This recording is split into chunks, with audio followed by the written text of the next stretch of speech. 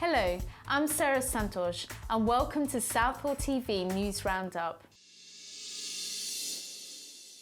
In international news, officials from several countries have advised that more than 1,000 people died in the stampede which happened last week near Mecca during the Hajj pilgrimage.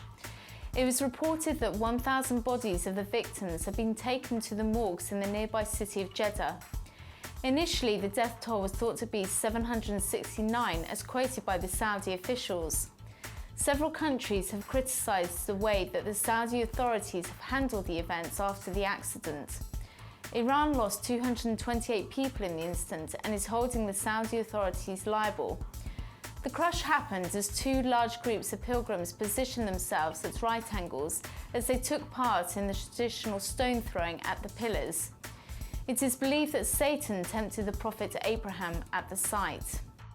In other news, Russia's President Vladimir Putin was reported as saying that talks with the American President Barack Obama were very constructive and frank. The main topic discussed was regarding the coalition airstrikes on Islamic State, and Putin hinted at the fact that Russia could join the attacks. Further discussions were held on a political transition in Syria. However, the two presidents did not necessarily agree on how President Assad should be handled. Mr. Putin felt that Syria could not be returned to stability if President Assad was removed from power. Mr. Obama, on the other hand, said that President Assad's slaughter of his own people were an assault on all humanity and that there could be no return to the pre-war status quo after the conflict, which has claimed up to 250,000 lives. In national news, two brothers have been charged in connection with an assault in which a woman had acid thrown in her face. Carla Whitlock, a mother of 6, was attacked outside a restaurant in Southampton on the 18th of September 2015. She suffered severe burns to her face and upper body and may permanently lose sight in one of her eyes. Jeffrey Midmore from London has been charged with causing grievous bodily harm with intent, along with his brother Billy, who has been charged with conspiracy to commit grievous bodily harm with intent. The reason for this seemingly unprovoked attack has not yet been established at this time. In further news, Volkswagen is suspending the sale of 4,000 vehicles in the UK in connection with the emissions scandal. Volkswagen said that the vehicles may be equipped with a device that cheated emission tests in the US. The move includes Volkswagen, Audi, Skoda and Seat brands.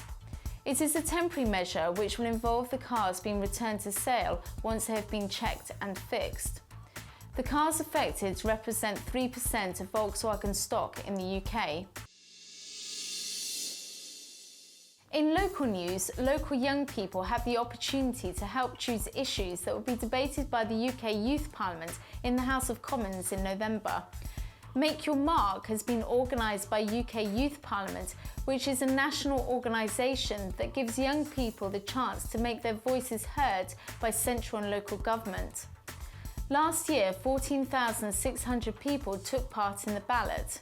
If you're between the ages of 11 to 18 years, you can vote online for one of 10 topics by using ballot papers available in schools and youth centres. The top 5 topics that receive the most votes will be debated. Young people can vote by going to www.ukyouthparliament.org/makeyourmark and clicking on Vote Now. The closing date is the 10th of October 2015. We apologise that there will be no political analysis this week as well, so that's it for now. I'm Sara Santosh. Thank you for watching Southall TV News Roundup. I shall be back next week with more news.